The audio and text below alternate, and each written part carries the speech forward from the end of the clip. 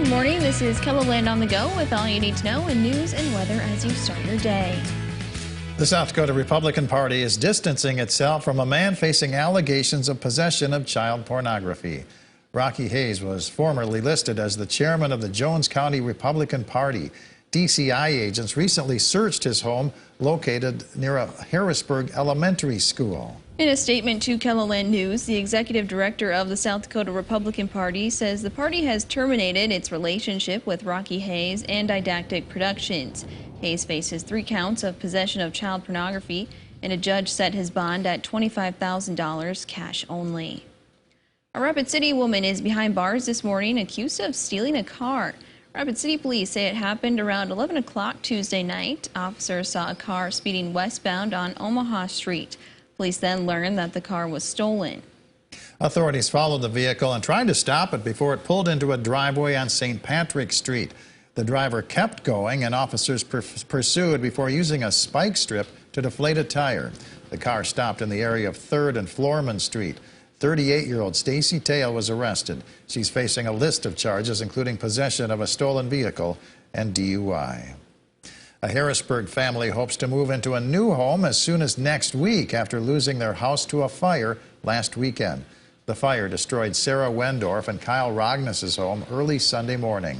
The family was in Blaine, Minnesota at the time, attending their boys' hockey tournament. People have been donating money and essentials through Facebook and GoFundMe because the family lost everything in the fire. We have some clothes and like toothbrushes and things like that, but otherwise we don't have anything. Everything was in the house. The fire is believed to have started in the garage, but we're still waiting on a final report from the fire marshal about the cause. Now let's get a check of our weather with meteorologist Scott Munt. Good morning, Scott. Good morning, Perry. Good morning, everybody. We are looking at temperatures to slowly warm as we do go throughout the day today. Numbers probably in the 30s and 40s. That will cover much of KELOLAND. We will watch for increasing chances for snow. That will eventually move west to east, first starting this afternoon across western South Dakota, eventually moving into eastern and southeastern KELOLAND for this evening. And I'll have more details on the KELOLAND Live Doppler forecast coming up. Thank you, Scott. There are now 2 bills making their way through the South Dakota legislature that would limit drag shows in the state. The newest one, House Bill 1125, would amend the South Dakota obscenity and public indecency statutes to include a definition for drag show performances and list them as activities deemed harmful to minors. This bill could impact Sioux Falls Pride since it helps put on drag shows around the area. Some shows are for audiences 21 and over, while others are advertised as family-friendly. Drag shows are part of our culture, and hosting them at our festival each year, we ensure that those performances are family friendly. You know, the entertainers, they know the crowd that they're going to be performing to. They know it's open to the public.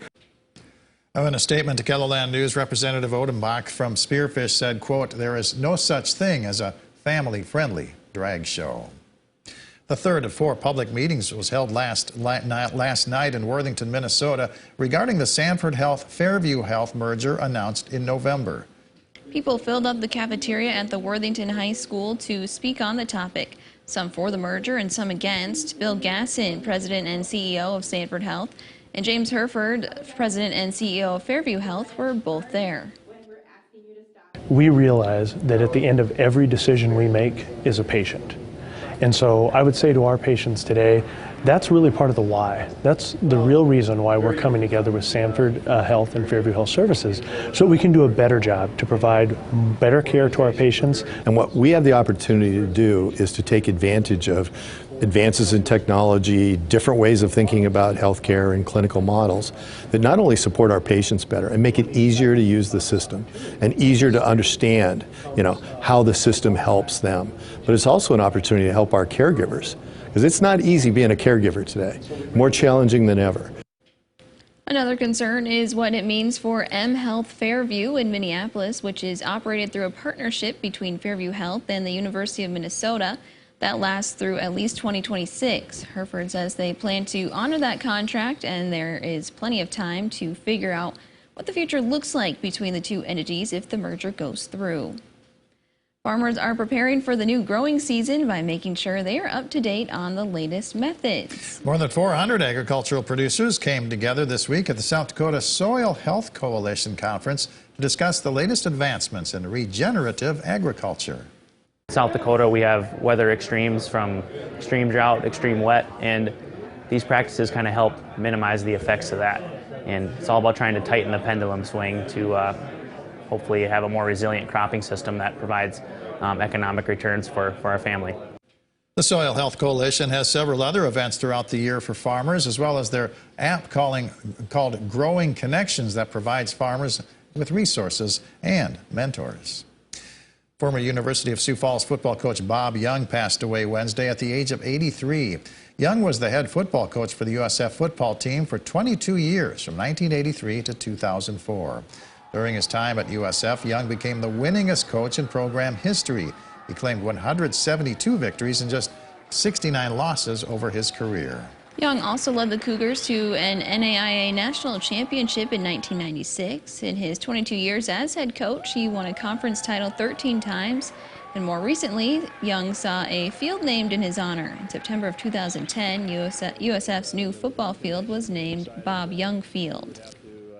And that's a look at some of our top stories. Now let's get one last look at your weather with meteorologist Scott Mundt. Good morning, Scott. All right, good morning, everybody. We have numerous headlines to inform you about. A couple of winter weather advisories. You do see those across western South Dakota, as well as northeastern Kettleland. We're watching our next hit of snow as we go through the afternoon hours and into this evening. That will move west to east, and then there's another hit of snow probably tomorrow night going into Saturday morning with that winter storm watch in south central to southeastern Kettleland. So as we go through the day today, we will watch our snow chances increase across western, central, and north central South Dakota by this afternoon. With it, you'll have reduced visibilities as the snows do move through, but it will be a fast-moving system. And then as we hit the evening hours, I think it will hold off until this evening in southeastern South Dakota, including Sioux Falls, maybe a little sooner just to the north of Sioux Falls. This will roll through, and then behind it, we'll have to watch our strong winds. We'll have strong northwest winds behind this system. They'll come in with wind gusts over 40 miles per hour, and that will give way to blowing snow, reduced visibilities, slick conditions for your morning commute tomorrow in southeastern Kettleland. You see later this afternoon, wind gusts of 50 miles per hour or more in and around Rapid City. Those strong winds will eventually move into eastern Kettleland by the time we do get into tomorrow morning. Forecast for today, we'll have slowly warming temperatures as we do go throughout the day. Expect highs in the 20s, 30s, and 40s. You could always check the details of the 7-day forecast while you're here online. Have a great day.